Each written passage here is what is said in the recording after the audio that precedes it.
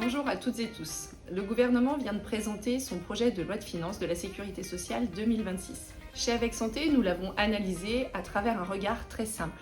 Qu'est-ce que ce texte change vraiment pour l'accès aux soins et pour les équipes de terrain qui sont structurées en maison de santé? Alors l'article 21 affiche l'ambition de renforcer l'accès aux soins et ceci dans la continuité du pacte de lutte contre les déserts médicaux. Mais dans les faits, on reste sur les mêmes leviers qu'auparavant. La réintroduction du dispositif praticien territorial en médecine ambulatoire, par exemple, repose à nouveau sur des aides individuelles et temporaires. Ce n'est donc pas en empilant des primes qu'on va pouvoir régler ces difficultés d'accès aux soins. Pour nous, ce qu'il convient de faire, c'est de soutenir les organisations collectives, durables et stables. Elles sont coordonnées et c'est elles qui construisent la réponse durable que la population attend. Le texte crée aussi un cadre juridique pour les centres de soins non programmés.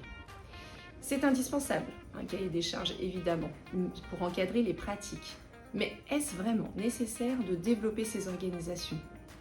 Plutôt que de multiplier les structures, il faudrait peut-être renforcer les équipes déjà en place, celles qui assurent au quotidien la prise en charge des soins non programmés, certes, mais pas seulement, la prévention, la continuité des soins, la prise en charge des patients qui relèvent de maladies chroniques.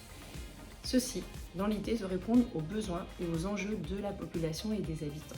Le texte permet aussi l'ouverture de pharmacies dans les communes de moins de 2500 habitants. Mais cette mesure, en réalité, elle ne changera pas grand-chose.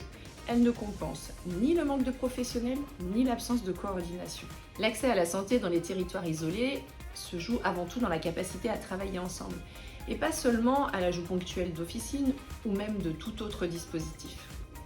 Donc ce PLFSS vient enfin clarifier le dispositif des docteurs juniors, et on peut s'en féliciter, c'est une très bonne chose. Mais au-delà des aspects techniques, l'enjeu, c'est que ces médecins juniors, ces docteurs juniors donc, puissent venir découvrir le travail en équipe pluriprofessionnelle et mesurer à quel point cette organisation facilite l'accès aux soins et améliore la qualité de la prise en charge. C'est ainsi que nous renforcerons l'attractivité des équipes pluriprofessionnelles en MSP. Ce PLFSS apporte donc quelques ajustements, mais selon nous, il manque l'essentiel, une vision d'ensemble de l'organisation des soins de proximité. Les réponses proposées restent ponctuelles, ciblées et sans cohérence entre elles. On continue donc de traiter les symptômes plutôt que les causes.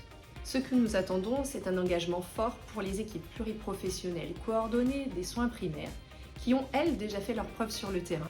Des équipes capables de partager des missions, de répondre collectivement aux besoins, de faire vivre une santé de proximité qui est aussi solidaire et accessible à tous. Cet engagement ira-t-il jusqu'à une convention spécifique ?